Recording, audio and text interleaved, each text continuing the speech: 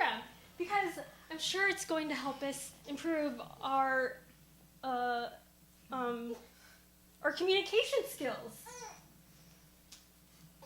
Fellow Toastmasters and guests, we hear this problem all the time on TV, on the radio, or even during a date. People are using filler words, those ahs, you like, you knows, as crutches. And as a matter of fact, what happens is it hurts our message and it detracts from what we really want to say because the listener isn't standing there or sitting there listening to your speech. They're counting how many times we're saying, So as a result, I have implemented our nice friend, the clicker. Would anyone like to volunteer? Jennifer, here you go. Why don't you take this?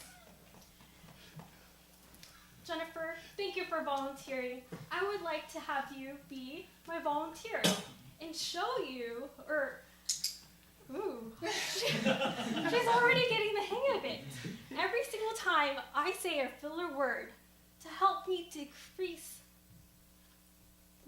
the number of filler words that I do use, Jennifer will click me.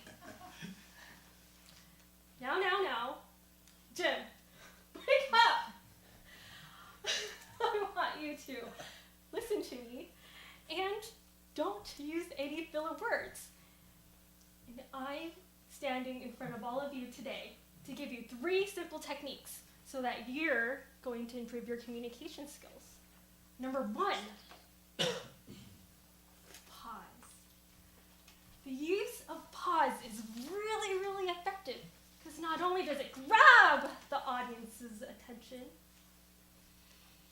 but it really, really emphasizes the importance of silence. Silence is golden. Number 2, I want you to make eye contact. Right there, James is looking very friendly. Same with Jeff, Philip in the back, Abby. You guys are all making me comfortable enough to stand in front of all of you and give you this speech. Eye contact.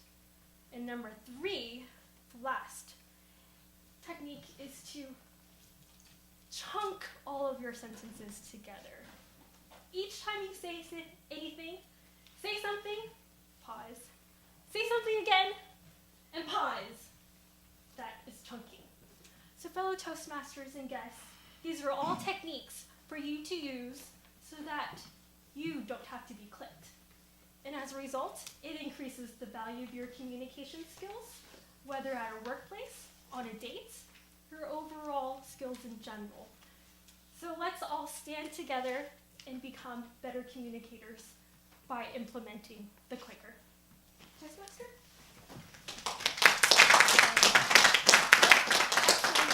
I'm sorry, questions. I have a 2 to 3 minute period for questions. Yes?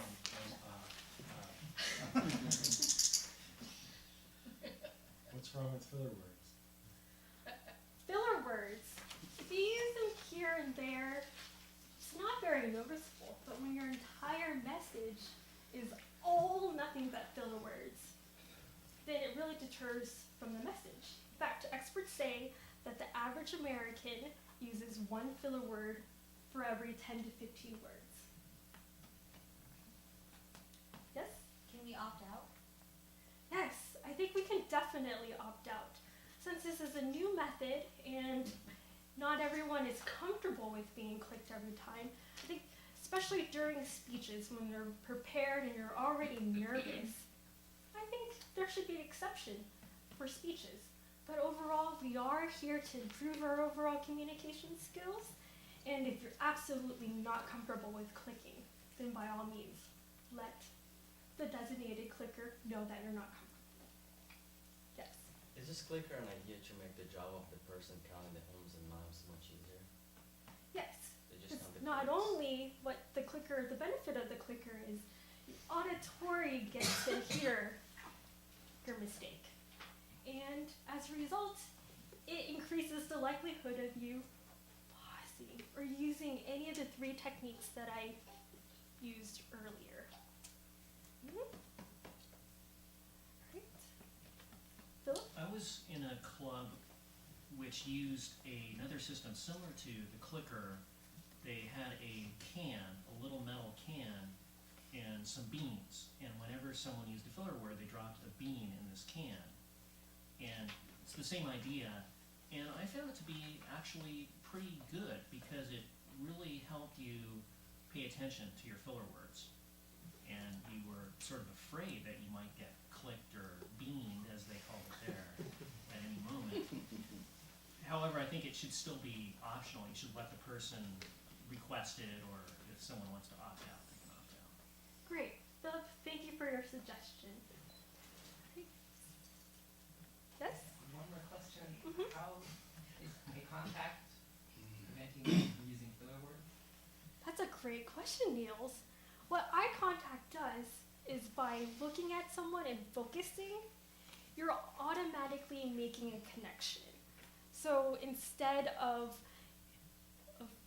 going away from your message and thinking by looking out in space, by making that connection, you're able to go, hey, Jim, how's your day? Decreasing the ums and uhs. All right, I think the question and answer period is over. I'll turn it back